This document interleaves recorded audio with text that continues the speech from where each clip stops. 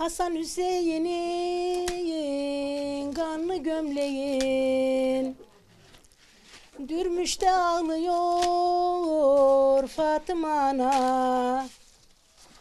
Gözlerinden akan kanlı yaşlara sürmüş de ağlıyor Fatıma anam, Fatıma anam, Fatıma anam. Kanlı Yezid ona vermedi aman, bağrını yolarak gezdi bir zaman. Kerbela üstünde kanlı bir duman, görmüş de ağlıyor Fatıma anam, Fatıma anam, Fatıma anam. İçi kan ağlıyor yüzüne bakan, saç telleri olmuş hep diken diken.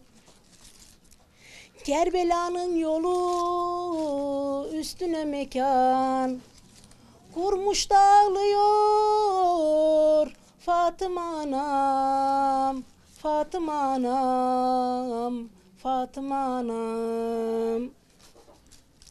Bağrı kan ağlıyor, yüreği püryan, önünde diz çökmüş çark ile devran. Kerbela'da yavrularını kurban vermiş de ağlıyor Fatıma anam, Fatıma anam, Fatıma anam. Hazreti Allah'tan tutmuş özünü, kanlı yaşlar sarmış iki gözünü. Kerbela'dan yana dönmüş yüzünü, durmuş da ağlıyor Fatıma anam, Fatıma anam, Fatıma anam. Figanı artıyor hep günden güne, ne gülmek var gündüz ne de gece. Muharrem ayında kanlı mateme girmiş de ağlıyor Fatıma anam, Fatıma anam, Fatıma anam.